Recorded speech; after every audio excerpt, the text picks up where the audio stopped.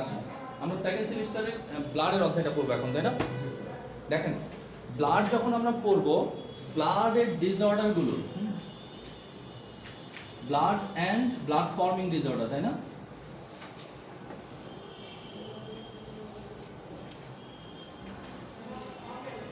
ওকে, ঠিক আছে। তাহলে আমাকে ব্লাড সম্পর্কে মোটামুটি একটা ধারণা কি রাখতে হবে? না না, হেমাটোলজি।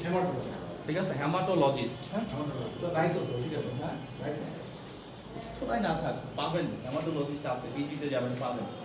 ঠিক আছে, তাহলে ব্লাড এন্ড ব্লাড ফর্মিং ডিসঅর্ডারের কথা যদি আমরা বলি, আমরা স্পেসিফিক ভাবে বলতে পারি কি ব্লাডের সাথে কি কি জড়িত আছে, মনে আছে? ব্লাডের সাথে জড়িত আছে, ব্লাডের কম্পোজিশন কয়টা স্যার বলেন তো? দুইটা। কি কি? হ্যাঁ, ব্লাড সেল আর কি প্লাজমা। ব্লাড সেল কত ধরনের শরীয়তুল্লাহ সাহেব বলেন? তিন রকম স্যার। কি কি? স্যার একটা হচ্ছে ইথ্রোসাইটিস, একটা হচ্ছে প্লাটিলেট আর লিউকোসাইট। তাহলে একটা হচ্ছে ইরেক্ট্রোসাইট, একটা হচ্ছে কি লিউকোসাইট, হ্যাঁ, আরেকটা হচ্ছে থ্রম্বোসাইট। লিউকোসাইট আবার কত ধরনের? স্যার তিন রকম, দুই ধরনের। কি কি?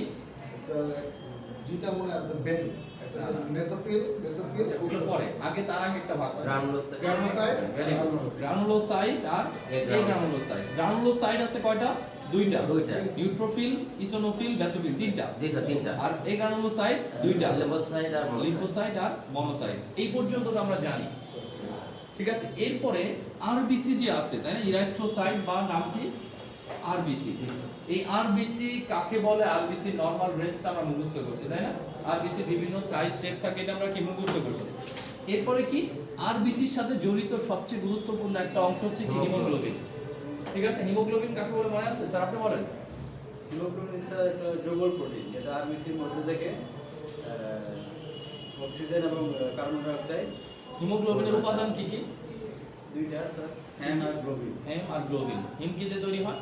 হেম হলো বিলিরুবিন আর হলো আয়রন, আর গ্লোবিন গ্লোবিন তো প্রোটিন। গ্লোবিন হচ্ছে অ্যামাইনো অ্যাসিড। প্রোটিন বলতে কি অ্যামাইনো অ্যাসিড। ঠিক আছে, তাহলে এইটুকু আমরা যদি বলি হিমোগ্লোবিনের নরমাল রেঞ্জ কত? পুরো মেল হলো 14 থেকে 18 গ্রাম পার ডেসিলিটার। মহিলা হলো 12 থেকে 16.6, আর শিশু 13 থেকে 19.6। ওকে, তাহলে এইটুকু আমরা জানলাম। এরপর আমরা ডাব্লিউবিসির কাউন্ট জানছি। ডাব্লিউবিসির নরমাল কাউন্ট কত তোমরা বলেন? মাথায় বাড়ি দিব। ডাব্লিউবিসির নরমাল কাউন্ট কত? 4,000। ডিফারেনশিয়াল কাউন্ট কত? ডিফারেনশিয়াল তো স্যার একটা একরকম আছে। হ্যাঁ, বলেন। নিউট্রোফিল 40 থেকে 70%, আর ইসোনোফিল হলো 4 থেকে 8%, 2 থেকে 4। 2 থেকে 4। আর বেসোফিল হলো 0 থেকে 1%, আর লিম্ফোসাইট হলো 20 থেকে 40, আর মনোসাইট হলো 4 থেকে 8। ভেরি গুড, সুন্দর হয়েছে। ঠিক আছে, এগুলো আমরা পরে আসছি। এরপর প্লাজমাতে আমরা কি বললাম? যে প্লাজমার যে উপাদানগুলো আছে, এই উপাদানগুলোর ভিতরে কি থাকে? ওয়াটার থাকে, আর কি থাকে? সলিড থাকে, তাই না? ওয়াটারের ভিতরে তো ওয়াটারই, সলিডের ভিতরে অনেক জিনিস থাকে, তাই না? অর্গানিক, ইনঅর্গানিক উপাদান থাকে। অর্গানিক উপাদানের ভিতরে কি কি থাকে? প্রোটিন থাকে, তাই না? তাহলে প্লাজমা প্রোটিনগুলোর নাম কি? Amino acid, protein, plasma protein. ফিব্রোসিন, prothrombin, albumin, albumin, globulin, fibrinogen, prothrombin. এখন এর ভিতরে দুইটা প্রোটিনের কাজ কি? দুইটা প্রোটিনের কাজ ক্যারিয়ার, আর পরেরগুলা ব্লাড প্রোটিন, হ্যাঁ, ক্লটিং এর সাহায্যকারী প্রোটিন, তাই না? তাহলে ক্লটিং এর সাহায্যকারী প্রোটিন দুটোর নাম কি? ফিব্রিনোজেন আর প্রথমবিন। আমরা যদি প্লাজমা থেকে ব্লাড ক্লটিং উপাদানগুলো বাদ দিয়ে দিই, তাহলে যে অংশটা থাকে তার নাম কি? সিরাম। তাহলে প্লাজমা এবং সিরামের মধ্যে বেসিক পার্থক্য কি? প্লাজমা জমে যায়, সিরাম কি জমে না, তাই না? প্লাজমা দীর্ঘক্ষণ রেখে দেওয়া যাবে না, সিরাম কি দীর্ঘক্ষণ আপনি রেখে দিতে পারবেন। এইটুকু মনে থাকবে না? এখন দেখেন, এই যে নরমাল রেঞ্জগুলো যে আমরা করছি, আমাদের ডিজিজটা কি? জাস্ট নরমাল রেঞ্জগুলো চেঞ্জ হয়ে যাওয়া। স্যার পর্ট যেন কি স্যার? ক্লট তো গলা হয়ে যায়, মানে জমে যাওয়ার কথা। আমরা ক্লটিং ফ্যাক্টর পড়ছি না? হ্যাঁ, ওই যে ব্লাড গ্রুপিং করলাম না, যেটা অ্যাকচুয়ালি কিন্তু ক্লট হয়ে যায়। হ্যাঁ। আর বেসিক্যালি অ্যাকচুয়ালি হয়ে যায়, এই ক্লট হওয়াটাকে আমরা কি বলতেছি? ভেঙে যাচ্ছে, এটা বলছি। আচ্ছা, এবার আসেন আমরা কি কম আর বেশি রিলেটেড রোগগুলোর নাম আগে মুখস্থ করি। কম আর বেশি, নরমাল রেঞ্জ থেকে কমে যাচ্ছে, নরমাল রেঞ্জ থেকে কি বেড়ে যাচ্ছে। তাহলে প্রথম আমাদের যে ব্লাড সেল ছিল নাম কি আরবিসি বা ইরাইথ্রোসাইট, তাই না? তাহলে ইরাইথ্রোসাইট যদি নরমাল রেঞ্জ থেকে বেড়ে যায়, ইরাইথ্রোসাইট যদি নরমাল রেঞ্জ থেকে কমে যায়, আমরা আগে একটু জিনিস করি যে এখানে আমরা কিছু সাফিক্স ব্যবহার করতে পারি, যে সাফিক্সগুলোর মাধ্যমে আমরা কম আর বেশি কি চিনে ফেলবো। যেমন কোন আরবিসি ডাব্লিউসি বা কোন শব্দের শেষে যদি সাইটোপেনিয়া থাকে অথবা কি সাইটোসিস থাকে, আরেকটা কি শুধু ফিলিয়া অথবা কি পেনিয়া, এই চারটা সাফিক্স যোগ করে আমরা সবগুলো কি পড়তে পারি। যেমন সাইটোপেনিয়া থাকলে কি কমে যাওয়া, কি কমে যাওয়া, সাইটোসিস থাকলে কি বেড়ে যাওয়া, ফিলিয়া থাকলে বেড়ে যাওয়া, আর পেনিয়া থাকলে কি কমে যাওয়া। এটা মনে রাখতে হবে, লিখে রাখতে পারেন, কোনো সমস্যা নাই। তাহলে সাইটোপেনিয়া কখন হবে? যখন কি অ্যামাউন্টটা কমে যাবে। সাইটোসিস কখন হবে? যখন বেড়ে যাবে। ফিলিয়া কখন হবে? যখন বেড়ে যাবে। পেনিয়া কখন হবে? যখন কমে যাবে। তাহলে এই চারটা সাফিক্স যদি আমরা শিখি তাহলে একসাথে অনেকগুলো রোগ আমাদের কি হয়ে যাবে, নামগুলো মুখস্থ হয়ে যাবে।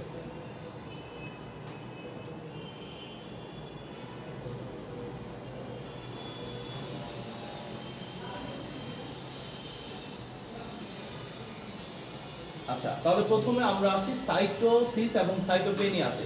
দেখেন যে সকল আর মানে ব্লাড সেলের শেষে সাইট শব্দটা থাকবে, ঠিক আছে, যেমন ইরাইথ্রোসাইট, লিউকোসাইট, থ্রম্বোসাইট, তারা কি হবে সাইটোপেনিয়া, সাইটোসিস। যাদের সাইট থাকবে না, যেমন নিউট্রোফিল, ইসোনোফিল, বেসোফিল, সাইট আছে, সাইট নাই, এদের থাকবে কি ফিলিয়া আর পেনিয়া। ওকে, তাহলে দেখেন যদি আরবিসি বা ইরাইথ্রোসাইটের পরিমাণ নরমাল রেঞ্জ থেকে বেড়ে যায় তাহলে তাকে আমরা কি বলবো, ইরাইথ্রোসাইটোসিস। শুধু ইরাইথ্রোসাইটটা কি করব, যোগ করব, তাহলে কি হবে ইরাইথ্রোসাইটোসিস। এই যে সাইটোসিস চলে আসছে, তাহলে সাইটোসিস এসে কি করতেছে, ইরাইথ্রোসাইটের পরিমাণটা বেড়ে গেলে যে সমস্যাটা হয় তার নাম কি ইরাইথ্রোসাইটোসিস। একই বিষয় ইরাইথ্রোসাইটোপেনিয়া, ইরাইথ্রোসাইটোপেনিয়া হলে কি হবে, আরবিসি কমে যায়। যদি কমে যায়, এটুকু মনে থাকবে না? তাহলে ইরাইথ্রোসাইটোসিস এমন একটা কন্ডিশন যে কন্ডিশনে আমাদের দেহে আরবিসির পরিমাণ বেড়ে যাচ্ছে। ইরাইথ্রোসাইটোপেনিয়া এমন একটা কন্ডিশন যে কন্ডিশনে আমাদের দেহে আরবিসির পরিমাণ কমে যাচ্ছে। তাহলে দুইটা রোগ শেষ, আরবিসি রিলেটেড, কমা এবং বাড়া শুধু। অন্য পরিবর্তনগুলো আপাতত আমরা দেখছি না, ঠিক আছে, শুধু কমা এবং বাড়া।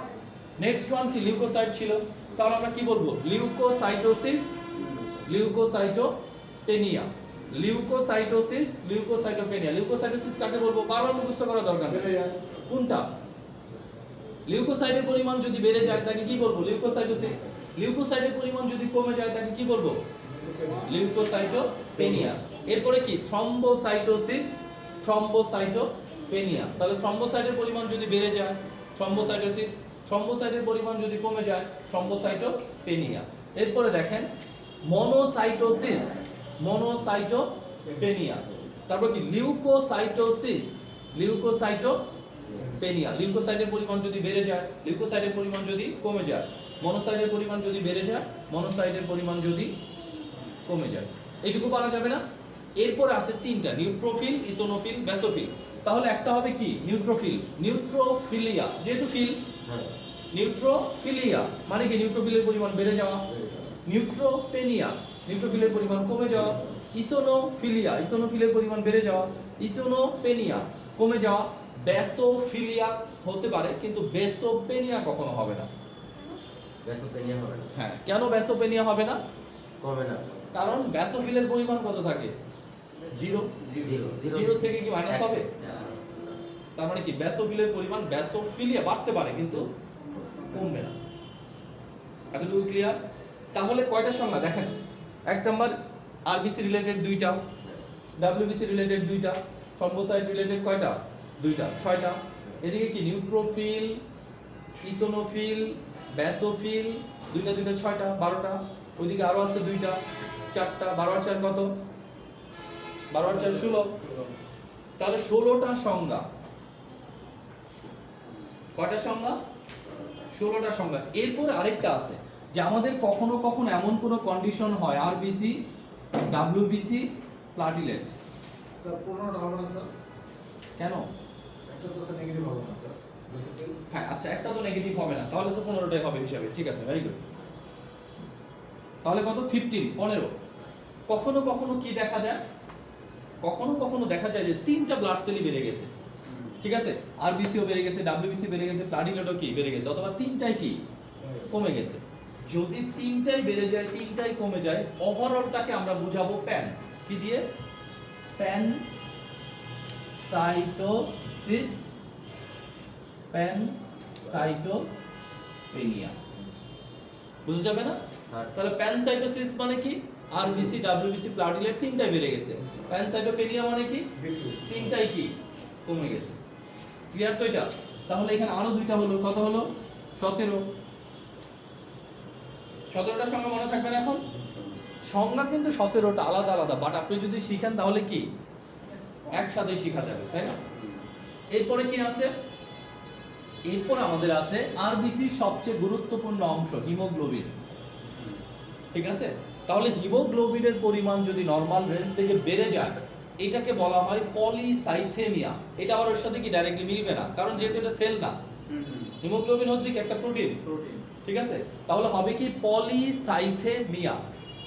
যদি হিমোগ্লোবিনের পরিমাণ নরমাল রেঞ্জ থেকে বেড়ে যায় তাকে কি বলবো, পলিসাইথেমিয়া, ঠিক আছে? এরপরে হিমোগ্লোবিনের পরিমাণ যদি নরমাল রেঞ্জ থেকে কমে যায় একে কি বলবো, অ্যানিমিয়া। রক্ত স্বল্পতা বলতে যেটা বুঝি আমরা, তাহলে অ্যানিমিয়া কাকে বলবো, হিমোগ্লোবিনের পরিমাণ নরমাল রেঞ্জ থেকে কমে যাওয়া।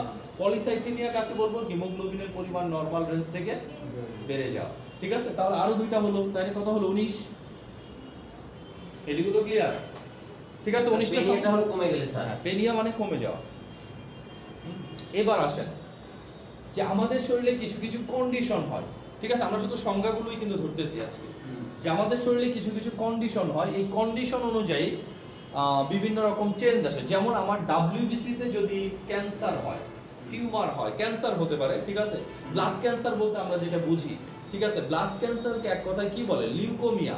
কি বলে, লিউকোমিয়া। আলটিমেট ব্লাড ক্যান্সার হলে ম্যাক্সিমাম ক্ষেত্রে ডাব্লিউবিসি তে কি হয়, ক্যান্সারটা হয়, ঠিক আছে? ক্যান্সার বলতে আমরা কি বুঝি, বা টিউমার বলতে আমরা কি বুঝি, স্যার সেলের abnormal বৃদ্ধি, আনকন্ট্রোল প্রলিফারেশন অফ কি, যে কোনো, বা malignant proliferation of cell. Cell যদি সেলের সংখ্যা হঠাৎ করে বেড়ে যায় এটাকে কি ক্যান্সার বলা হয়। ক্যান্সার বলা হয়। এখন আমার ডাব্লিউবিসি নরমাল রেঞ্জ কত থাকার কথা, 4,000 থেকে 4,000 থেকে। একজনের দেখলেন ডাব্লিউবিসি 2 লাখ, এত ক্যান্সারের সম্ভাবনা আছে, সম্ভাবনা না, আছে। হ্যাঁ, ডাব্লিউবিসির পরিমাণ 2 লাখ, তার মানে কি abnormal proliferation of WBC is called কি, লিউকোমিয়া।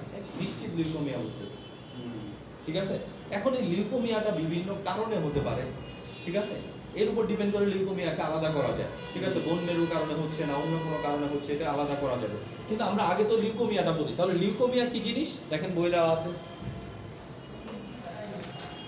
সেকেন্ড সেমিস্টারের বই, বের করেন, আমি পেজ বলে দেই।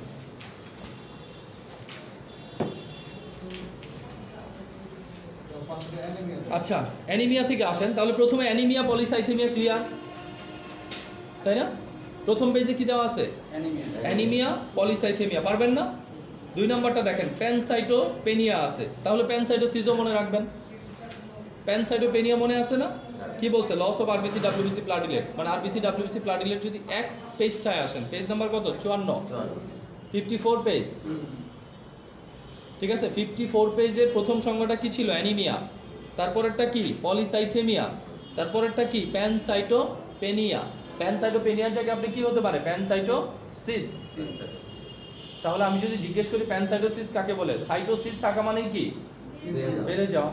তাহলে কি বেড়ে গেছে, প্যানসাইটোপেনিয়াতে 3টাই কমে গেছে, তাহলে প্যানসাইটোসিসে কি হবে, 3টায় বেড়ে যাবে। এরপরে ইরাইথ্রোসাইটোসিস, পারবো না, increase number of RBC. Erythrocytopenia, decrease number of RBC. Leukocytosis, increase number of RBC WBC, decrease number of WBC, increase number of platelet, decrease number of platelet, ঠিক আছে? এরপরে 10 নম্বরটাই দেওয়া আছে কি, আচ্ছা লিউকোমিয়া পড়ার আগে আমরা বলি নিউট্রোফিলেটটা আমরা পড়ছি, এখানে কিন্তু দেওয়া নাই। নিউট্রোফিল, ইসোনোফিল, ব্যাসোফিল, মনোসাইট, লিম্ফোসাইট, এটা এখানে দেওয়া নাই, আপনি এটা আলাদাভাবে শিখবেন। ওটা স্যার, ওই যে নিউট্রোফিল, নিউট্রোফিলিয়া, হ্যাঁ হ্যাঁ নিউট্রোপেনিয়া, হ্যাঁ, তারপর ইসোনোফিলিয়া, ইসোনোপেনিয়া, ব্যাসোফিলিয়া, আবার কি লিউকোসাইটোসিস, মনোসাইটোসিস, লিউকোসাইটোপেনিয়া, মনোসাইটোপেনিয়া, এগুলো কি আলাদাভাবে শিখবেন। ওই 5টা, 5 দোকানে 10টা 11টা, 5 দোকানে 11টা, জি জি। হ্যাঁ 5 দোকানে 11টা হবে। এটা মনে রাখতে হবে। আচ্ছা, এরপরে আমরা কি পড়ব? ব্লাড সেল যখন শেষ হয়ে যাবে তখন আমরা পড়ব কি? লিউকোমিয়া। লিউকোমিয়ার সংজ্ঞা বলে দিছে, দেখেন ম্যালিগন্যান্ট পলিফারেশন অফ ডাব্লিউবিসি বা abnormal production of immature leucocyte is called কি? লিউকোমিয়া। এটা ডাব্লিউবিসির ক্যান্সার। লিউকোমিয়া দুই ধরনের হয়, একটা হচ্ছে কি মাইলোজেনাস আর একটা হচ্ছে কি লিম্ফোসাইটিক। MYE হবে, সি না, মাইলোজেনাস। MYE মায়ো হবে, MYE মাইলো জেনাস মানে বোন মেরুর কারণে যদি হয় নাম কি হবে? মাইলোজেনাস কি লিউকোমিয়া। আর যদি লিম্ফ নোডের জন্য হয়, ঠিক আছে, লিম্ফ্যাথেটিক সিস্টেমে লিম্ফ নোডের জন্য হয়, তাকে আমরা কি বলবো? Lymphocytic leukaemia. ঠিক আছে। আর হকিংস নন হকিং ডিজিজ আমাদের জন্য খুব একটা ইম্পর্টেন্ট না, এগুলো খুবই রেয়ার ডিজিজ। ঠিক আছে, এগুলো লিম্ফোসাইটের বিভিন্ন রকম টিউমার ক্যান্সারের কারণে যা হচ্ছে এগুলো কি হকিংস নন হকিং ডিজিজ বলতেছি আমরা। পরেরটা মনে রাখতে হবে যেটা হিমোফিলিয়া আর থ্যালাসেমিয়া। হিমোফিলিয়া কি জিনিস? অ্যান্টি হিমোফিলিক ফ্যাক্টর, মানে ফ্যাক্টর 8 মনে আছে? আমরা কতগুলো ফ্যাক্টর শিখছিলাম? ব্লাড ক্লটিং 14টা ফ্যাক্টরের নাম পড়ছিলাম না? 11 অত দরকার নেই স্যার। কোনটা?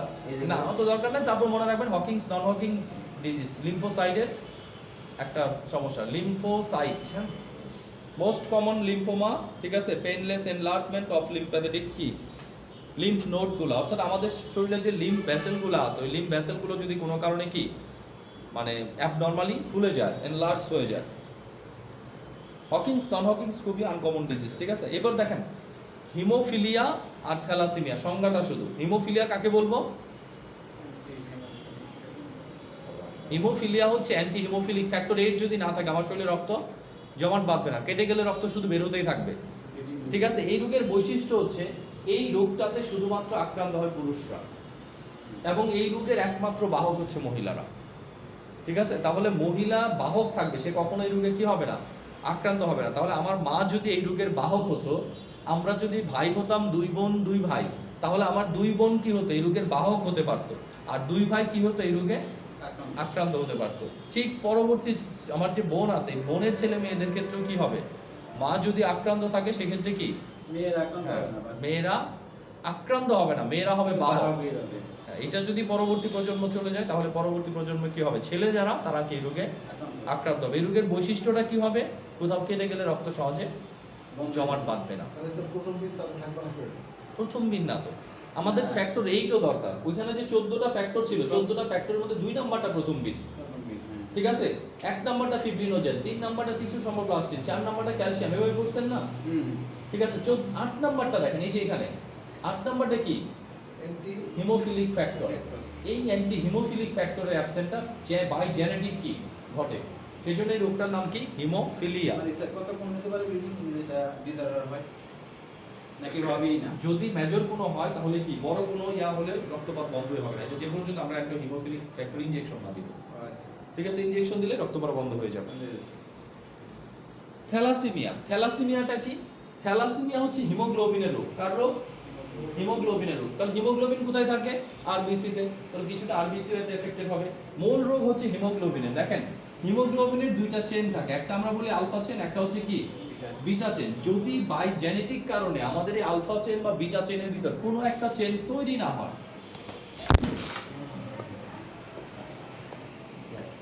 এটা আজকে শুধু পড়তেছে খেলা ভালো ছিল না না করে দেয়নি।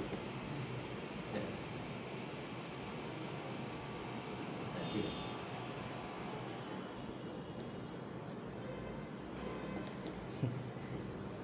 এখান থেকে খুলে যাবে। ওকে, সমস্যা নাই,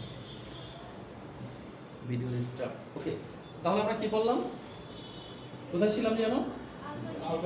আলফা চেন অথবা বিটা চেন, যে কোনো একটা চেন যদি তৈরি না হয় আমাদের শরীরে, ঠিক আছে, তাহলে কি হবে? ওই হিমোগ্লোবিনটা আনস্টেবল হয়ে যাবে। হিমোগ্লোবিন আর কি করতে পারবে না? অক্সিজেন কার্বন ডাই অক্সাইড গ্রহণ করতে পারবে না। ঠিক আছে, এই রোগটাকে যদি জন্মগতভাবে যেহেতু হয় সেজন্য ইনহেরিটেড হিমোগ্লোবিন ডিসঅর্ডার বলতেছে, নামই কি? থ্যালাসেমিয়া। দেখেন বলছে কি ডিফেক্টিভ হিমোগ্লোবিন ফর্মেশনের জন্য কি হয়? থ্যালাসেমিয়া হয়। হিমোগ্লোবিনের ডিফেক্টটা কোথায় হয়? আলফা এবং বিটা চেনে। যদি কারো আলফা চেনে ডিফেক্ট হয় তাকে বলা হয় alpha thalassaemia, beta chain defect হলে কি বলবো? Beta thalassaemia.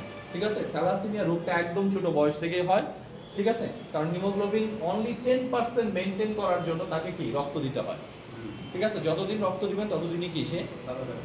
স্যার আমাদের 11 আসছে স্যার, আমি অ্যানিমেতে ভুগতেছি, কিসে, আমাদের 11% আসছে স্যার। তাহলে স্বাভাবিকভাবে আপনি অ্যানিমিয়াতে ভুগতেছেন। তার মানে ভুগতেছি না, আমি ভুগতেছেন, এটা আপনি নিজেও জানেন। আপনার নরমাল রেঞ্জ ছিল 14, আয়রন টারন খাওয়া আপনার যদি অ্যানিমিয়া হয় তাহলে বুঝতে হবে কি যে 14 এর 11 আছে, তার মানে তো আপনি অবশ্যই ভুগতেছেন। আমি এক সময় দেখি মাথা চক্কর দিবে, শরীরে অক্সিজেন ডেফিসিয়েন্সি দিবে, মাথা ব্রেন কাজ করবে না, কাজ বেশি করবে না। এটা মাথায় রাখতে হবে যে যারা মাথার কাজ করেন, মাথাকে সবসময় সচল রাখার জন্য কি চাই, তিনটা জিনিস চাই। অক্সিজেন লাগবে, আপনাকে সবসময় বডিতে তিনটা জিনিস কি সাপ্লাই দিতে হবে, গ্লুকোজ, ঠিক আছে, ফর ইউর প্রফেশন। হুম। কি টাইপের তিনটা জিনিস? নাম্বার 1, ব্রেন সেল একটুও কাজ করতে পারবে না গ্লুকোজ ছাড়া। গ্লুকোজ কেন? ছাড়া। ব্রেনে তো সারাদিনই কাজ হচ্ছে, আপনার হাতের কাজ বন্ধ রাখছেন, কিন্তু ব্রেনের কাজ তো হচ্ছেই, নিয়ন্ত্রণের কাজ সমস্ত শরীরে করতেছে না। তাহলে যাদের গ্লুকোজের অভাব হবে, ডায়াবেটিক্স রোগীদের হাইপোগ্লাইসেমিক শক হলেই সাথে সাথে ব্রেন শাটডাউন হয়ে যায়, তখনই শাটডাউন হয়ে যাবে। ব্রেনের কাছে যখন এনার্জি থাকবে না এক্সটার্নাল সারফেসটাকে নিয়ন্ত্রণ করার জন্য, শুধু ইন্টারনাল সারফেস নিয়ন্ত্রণ করার জন্য যতটুকু থাকে অতটুকুই আছে, সাথে সাথে সে কি কম্পিউটারের মতো শাটডাউন করে দেবে। আর শাটডাউন মানে তো আপনি শুয়ে পড়ছেন। আপনি যারা শুয়ে উড়ে যাবেন কেন? 2 নম্বর জিনিস, ওয়াটার। ব্রেন ফাংশন সচল রাখার জন্য পর্যাপ্ত ওয়াটার দরকার। আপনাকে প্রতিদিনের ওয়াটারের ব্যালেন্সটা কি করতে হবে, ফিল আপ করতে হবে। 3 নম্বর জিনিস, অক্সিজেন। ঠিক আছে, আপনাকে পর্যাপ্ত অক্সিজেনের থাকতে হবে যদি আপনি চান যে আপনার ব্রেন ফাংশন দীর্ঘদিন কি থাকবে, ভালো থাকবে, সচল থাকবে। তাহলে এই তিনটা জিনিস সবসময় কি সাপ্লাই দিতে হবে। এখন বলেন যে স্যার অনেক বেশি সাপ্লাই দিছি গ্লুকোজ, সেই জন্য ডায়াবেটিস হয়ে গেছে, তাই না? ডাক্তার তো কোনো ওষুধ দিল না, ডায়াবেটিসের ওষুধ দিলে দিল।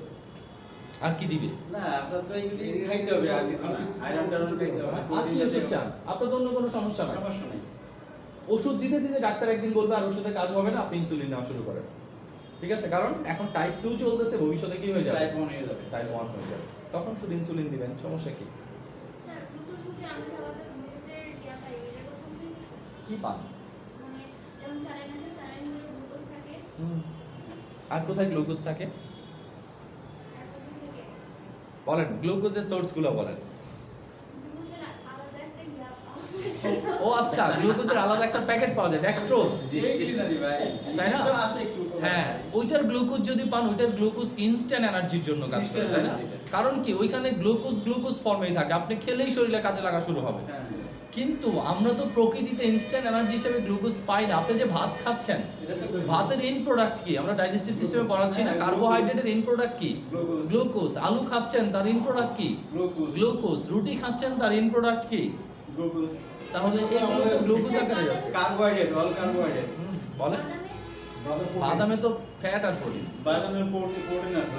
প্রোটিন আর ফ্যাট। ফ্যাট এটা আছে। স্যার আমাদের বলছে, বাদামের তেল বানায় না? আলু এগুলো কম কম করে খাবেন, খাবে না। স্যার আমার তো এই ইয়ার প্রবলেম আছে, কোলেস্টেরল বাইরে গেছে, সেখানে আমি বাদাম খেতে পারবো? এখন দেখেন, মেইন কথা বুঝেন। স্যার আমাকে নেফেট দিছে স্যার কোলেস্টেরলের জন্য। তবে আমার যেটা বাঁচছে টোটাল 200 টাকা কথা না, 232 দিছে। আমার কোনো কিছু দেয় না, বলছে যে হাঁটাহাঁটি দৌড়াদৌড়ি এই যে 232 দৌড়াতে দৌড়াতে খাবার পাইতে বলছি, এটা আমিও বুঝতে পারছি। স্যার আমার Main- 495। মেইন প্রবলেম এলডিএল, বুঝছেন? হ্যাঁ। এলডিএল যদি বেশি থাকে, এলডিএলও বেশি, হ্যাঁ, এলডিএল বেশি থাকলেই কি হয়, আবার ওইটা পেরিফেরাল ভালো। লিপিডটা বেড়ে যায়। এইচডিএল ভালো আবার। দেখেন, এইচডিএল আর এলডিএল এর কাজ কি? এইচডিএল পেরিফেরি থেকে লিপিডগুলোকে ধরে ধরে নিয়ে লিভারে যায়, লিভার এটাকে কি মেইনটেইন করে ফেলে, মেটাবলাইজ করে ফেলে। Metabolize করে। আর এলডিএল উল্টা কাজ করে, লিভার থেকে ধরে ধরে পেরিফেরিতে নিয়ে আসে। তাহলে পেরিফেরাল ব্লাডে কি হবে, লিপিডের পরিমাণ বেড়ে যাবে। আর লিপিডগুলো তো খারাপ জিনিস, এগুলো জমে ট্রাইগ্লিসারাইডও যাবে। বেশি। হুম? ট্রাইগ্লিসারাইডও বেশি। আমারে বলছে আমরা ধরতে হবে। দেখেন, আমরা কখনোই বলি নাই তো যে আপনি একদম পাতলা পুতলা থাকলে আপনার শরীরে কোলেস্টেরল বাড়বে না। কারণ কি, শরীরে কোলেস্টেরল বাড়বে, বাড়ছে কোথায়? রক্তে। রক্তে। আর রক্তে কোলেস্টেরল কিন্তু ব্লাড ভেসেলে জমে যায়। রক্তের কোলেস্টেরল কিন্তু শরীরের জন্য অনেক বেশি সমস্যা। ঠিক আমার আছে? পোস্টম্যান হাড়ে ব্রেন স্ট্রোক করে মারা গেছে। না, আমি তো সকাল থেকে আজকে সকালে আমি কিন্তু দৌড়ছি। দেখেন, আপনি যদি এইসব জিনিস চিন্তা করেন তাহলে আপনি ব্রেন স্ট্রোক করে মারা যাবেন। আপনি এই জিনিসটা ভাবেন, মৃত্যু জিনিসটা তো একদিন আসবেই, কোনো সন্দেহ নেই, কিন্তু আমার বডি ফাংশন যেন মৃত্যুর আগ পর্যন্ত আমি সচল থাকি। ওইটাই। ইম্পর্টেন্ট বিষয় হচ্ছে কি, মৃত্যুর আগ পর্যন্ত যেন আমি সচল থাকি। এর জন্য আপনাকে কি কিছু প্যারামিটারস তো সবসময়ই ফলো করতে হবে, করতে হবে। ঠিক আছে? এর ভিতরে হচ্ছে কি, একটা নির্দিষ্ট এজের পরে আপনার জিহ্বাটাকে যথেষ্ট কন্ট্রোল করতে হবে। এইজটা কত? 30। আচ্ছা, ঠিক আছে, 30 আগ পর্যন্ত আপনি যা ইচ্ছা মন যা চায় সেটা খেয়ে নেবেন। 30 পরে জিহ্বাকে একেবারে ছোট বানায় ফেলতে হবে।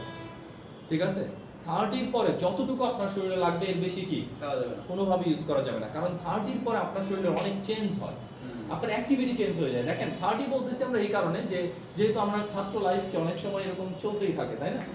কিন্তু আমি 30 ওই অর্থে বলছি যে আপনি যখন স্কুল কলেজ ইউনিভার্সিটিতে পড়েন তখন কিন্তু আপনার একটা টাইম থাকে খেলাধুলা করার, টাইম থাকে কি বাইরে আড্ডা দেওয়ার, ঘোরাফেরা করার। যখনই আপনি জবের লাইফে ঢুকে যাচ্ছেন তখন আপনার লাইফটা বন্দি হয়ে যাচ্ছে, অফিস বাসা, শুক্রবার ছুটির দিন ঘুমাও, আপনি বাইরে কোনো অ্যাক্টিভিটি করার সুযোগই পাচ্ছেন না। এই সময় যদি এক্সট্রা কিছু শরীরে জমে এটা আর কি ডিমিনিশ হয়। কিন্তু আপনি স্কুল কলেজে চিন্তা করেন, আপনি যখন 7, 8, 9 ছিলেন, সকালে ফুটবল, বিকালে ক্রিকেট, দুপুরে দৌড়াদৌড়ি, সব সময় কি চলাচলের ভিতরে ছিলেন, ওই সময় কন্ট্রোল না করলেও চলে। ঠিক আছে, আমি তো 49 কেজি নিয়ে আমি সার্ভিসে ঢুকছি, হঠাৎ করে আমার মনে হয় এগুলো 75 মানে বডি না এবারে কমাইতে কমাইতে এখন আমি 24 আসছি, বাট আমার ব্লাডে কিন্তু আছে কোলেস্টেরল আছে। কমে যাবে আস্তে আস্তে, কিছুদিন হাঁটেন, ঠিক আছে, একটু ফিজিক্যাল অ্যাক্টিভিটি করেন, ঠিক আছে, দেহটাকে সঞ্চালিত রাখেন, সঞ্চালন করেন। বাসা কোথায়? এখন যে ক্যান্টনমেন্ট বাসে হাইটে যাবেন। আমার তো বলছি আপনার হাঁটতে হবে, দৌড়াইতে হবে। আমারও হতে হবে, আমি ভাবতেছি যে আমি তো অফিসে যাই, আইসা তো হলিডে নাই স্যার। তাতে কি হয়েছে, বের করে নেবো একটা সময়। ওকে, আমার তো 4 দিন হলিডে। স্যার এখানে দৌড়াবে না পড়া। না আমি যে আমার চাকরি লাইফে অনেক রিল্যাক্স করছি, ওই জন্য আমার ওজন এত বেড়ে গেছিল, মানে আর অলস হয়ে গেছিলাম মাঝখানে, প্রচুর অলস হয়ে গেছিলাম। অফিসে যাইতাম, আইতাম, বাসায় ঘুমাইতাম, এই শেষ। আচ্ছা দেখেন, নেক্সট কথা আমরা বলি যে আপনাদের ব্লাড রিলেটেড ডিসঅর্ডারের ভিতরে এই ডেফিনেশন 21টা না 19টা ডেফিনেশন আছে। এই ডেফিনেশনগুলো কিন্তু ভাইবার জন্য খুব ইম্পর্টেন্ট। ঠিক আছে, সেকেন্ড সেমিস্টারে ভাইবাতে এগুলো কনফার্ম জিজ্ঞেস করা হয়। ওকে, তাহলে এই ডেফিনেশনগুলো নেক্সট ক্লাস আপনারা কি ভালো করে পড়ে নিয়ে আসবেন। আজকে স্টুডেন্ট কোন সেজন্য কিন্তু স্যার, কম পড়া, এই আজকে কিন্তু আমাদের 14টা অ্যানিমিয়া ফুল শেষ করে দেওয়ার কথা ছিল রুটিন অনুযায়ী। এখানে 14টা রোই ওখানকার ওগুলোতে 19টা বলতেছে। টোটাল 19টার বেশি হবে। দেখেন এখানে তো আমরা বলতেছি কত টোটাল, এখানে 3 দুগুণে 6 আর ওইখানে 5 দুগুণে 9, 6 আর 9 কত? 15। এখানে কিন্তু 15টা আছে, তাই না? হ্যাঁ, এখানে হিমোগ্লোবিনের আরো 2টা, কত হচ্ছে? 17টা, হ্যাঁ। তাই না? এরপরে সাথে যুক্ত হবে লিউকোমিয়া, তারপরে কি যুক্ত হবে? থ্যালাসেমিয়া, হেমোফিলিয়া, এগুলো যুক্ত হবে না? ঠিক আছে, তাহলে প্রায় কি 20টা 21টার মতো কি হয়ে যায়। ও আচ্ছা, প্যানসাইটোপেনিয়া আছে, তাহলে কি 22টার মতো হয়ে যায়। এগুলা স্যার সব ইয়েতে ভাইবাতে এগুলো। হ্যাঁ, সংজ্ঞাগুলো পড়ে আসবেন নেক্সট ক্লাসে। আর আমরা নেক্সট ক্লাসে আশা করি এটা শেষ করে দেব। অ্যানিমিয়াটা আমাদের মূল পড়া এখানকার, এনিমে না ঠিক আছে, কারণ আমাদের কাছে কমন রোগী হচ্ছে কিসের রোগী? রক্ত স্বল্পতার রোগী। ঠিক আছে, তাহলে অ্যানিমিয়াটা আমাদেরকে ভালো করে পড়তে হবে। মনে রাখা হলো টাফ। মনে রাখা সহজ। স্যার আমার বেবির মনে এনিমিয়া আছে। এটা সব প্রিমিয়াম আছে, প্রিমিয়াম থাকলে এনিমিয়া। টিভি তো সবারই থাকে। কিন্তু তো 6 মাস পর পরই কিন্তু খাওয়াই দেখেন অ্যানিমিয়া থাকতেই পারে, ঠিক আছে, আপনার উচিত যেভাবে হোক তার অ্যানিমিয়াটাকে নিয়ন্ত্রণে রাখা, কারণ অ্যানিমিয়া শরীরের জন্য ভালো না, গ্রোথ কমে যাবে। ঠিক আছে, অ্যানিমিয়া শরীরে থাকলে কি হবে? গ্রোথ কমে যাবে। ওকে, থ্যাংক ইউ।